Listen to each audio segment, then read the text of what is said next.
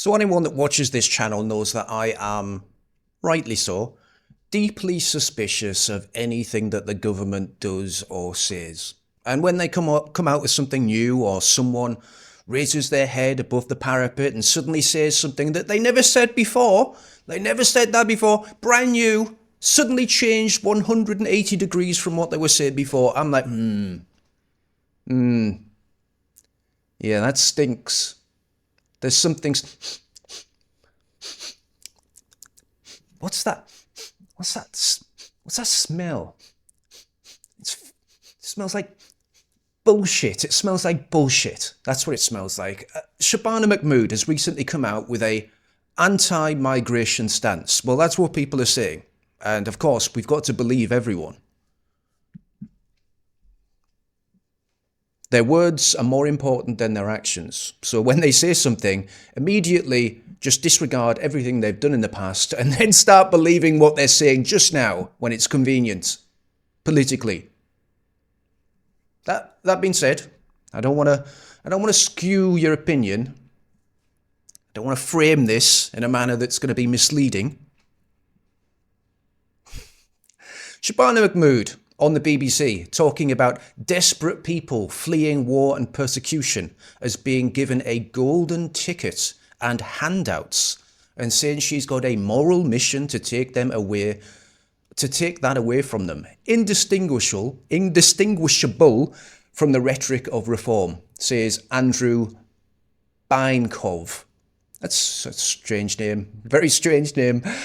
Anyway, so apparently she's now right-wing. The deeply Muslim mayor, Islam, remember guys, I played this clip a lot on this channel, Islam dictates every action in her life. Everything she does is in the name of her religion and in the name of Islam. Her words, not mine, okay? Dan White, a disability campaigner and author, I mean, you can just tell by looking at this guy's face that he drinks a lot of soy and spunk. Oh no, he's a dad. He's a dad. Still though, he probably watches someone else in the car.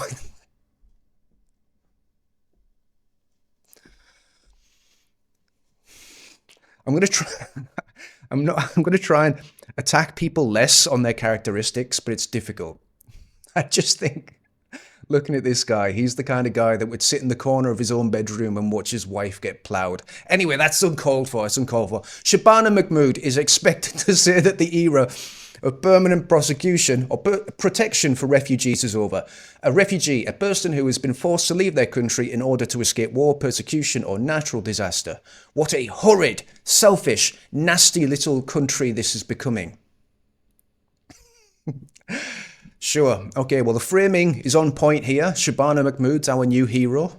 BBC Politics with Ed Davey. He's come out and said that we do have concerns about the government's asylum proposals. Lib Dem leader Ed Davey says there is a danger here that it will prevent refugees contributing to our society. Well, Ed, I would say they've been contributing plenty already. In fact, they've been contributing so much that we want to deport them all. I mean, when you say contributing, do you mean taking money away from the taxpayers, the hard-working people of this country that have been here for thousands of years and never actually wanted those people here in the first place, that were thrust upon us by the government against our will? Those people, those stabby stabbers, the boat bastards? Thanks, Ed.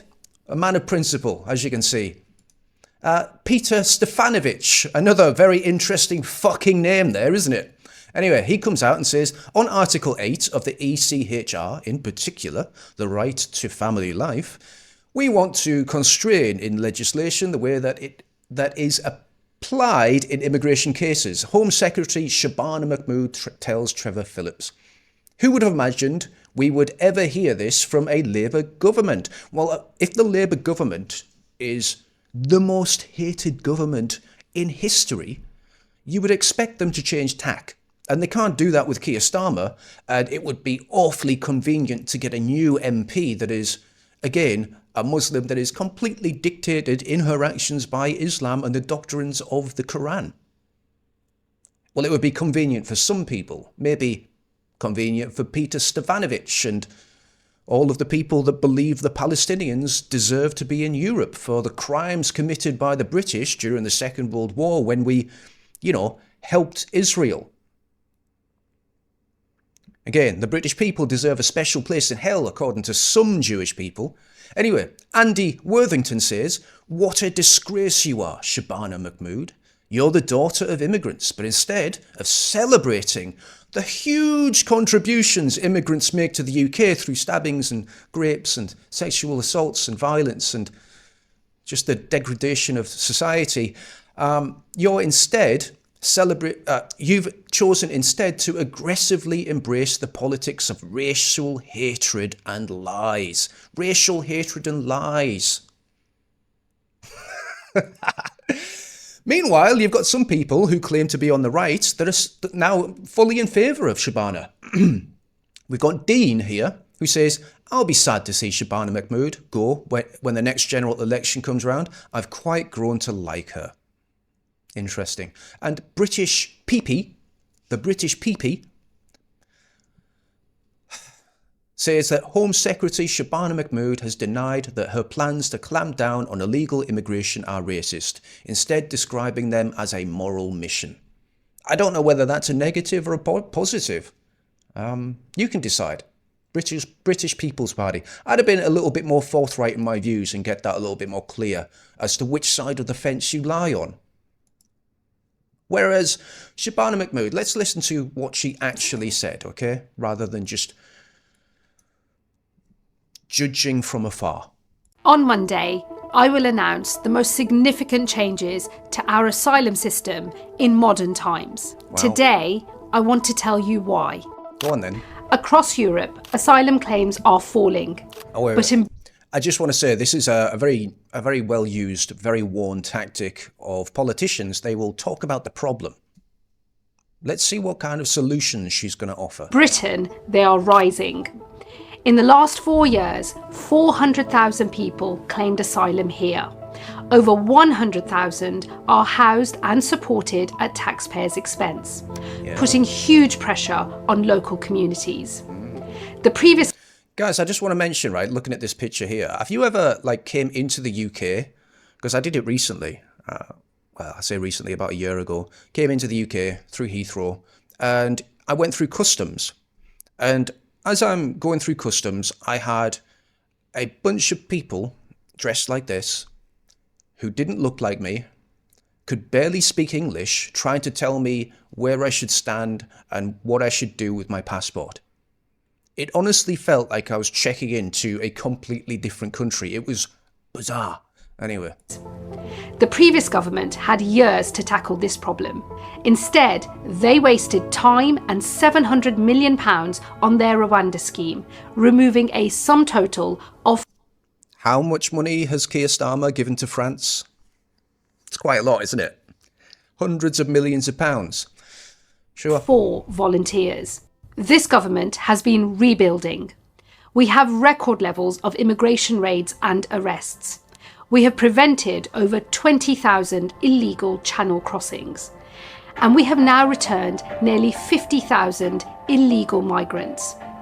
So we usually, how many illegal migrants have we had come into the...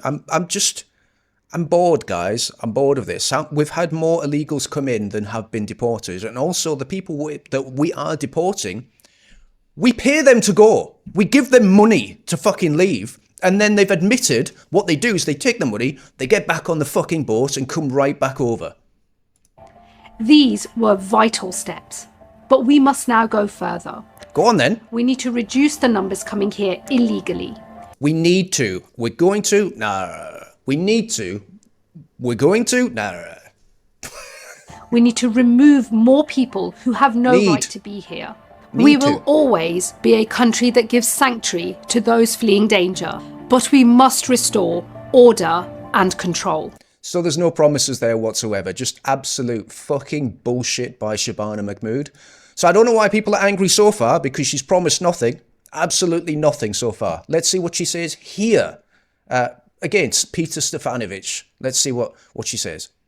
This is the thing that's triggering people for some reason. But what I'll be announcing tomorrow is what the government intends to do on Article 8 of the European Convention on Human Rights, in particular, which is around the right to family life, where we want to constrain in legislation the way that that is applied.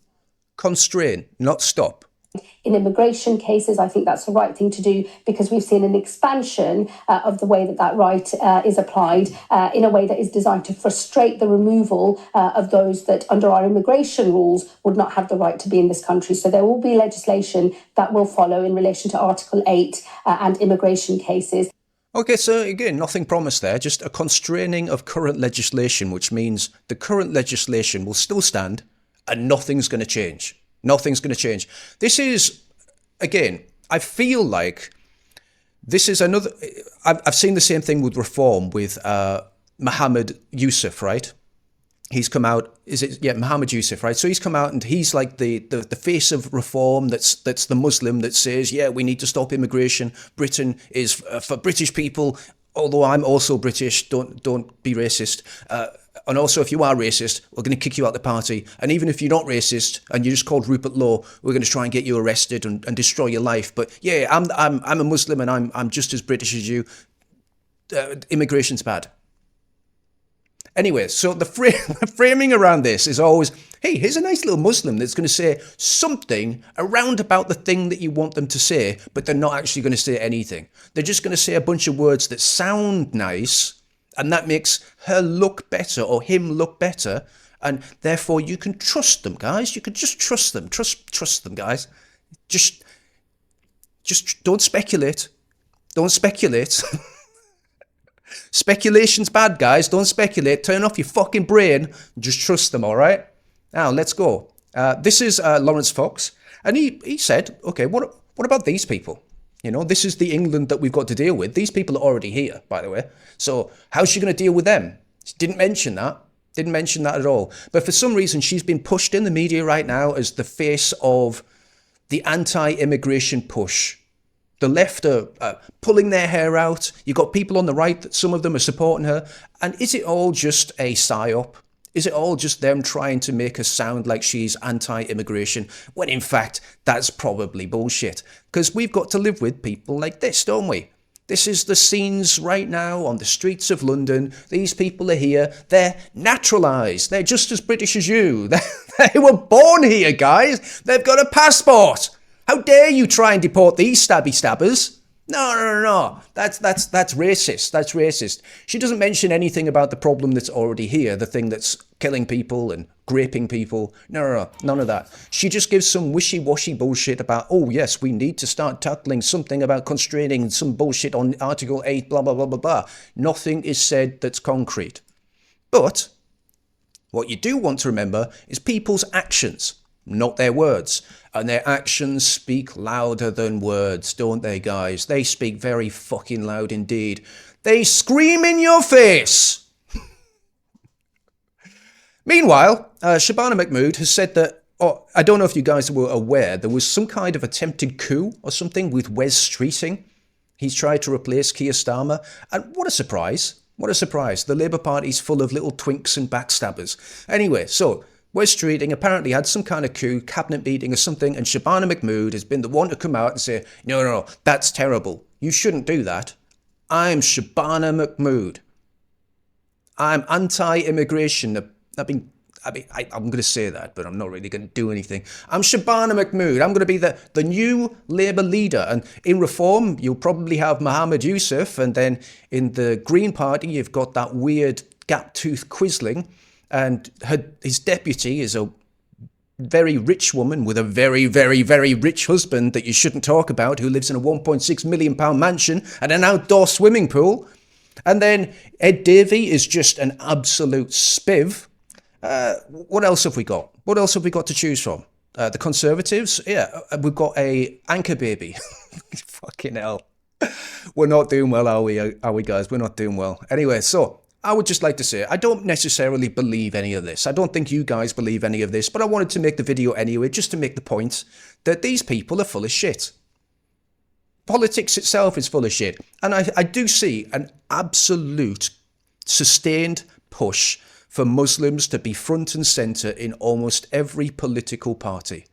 If you don't choose the Muslims, then you've got to choose the gap-toothed green Jewish guy.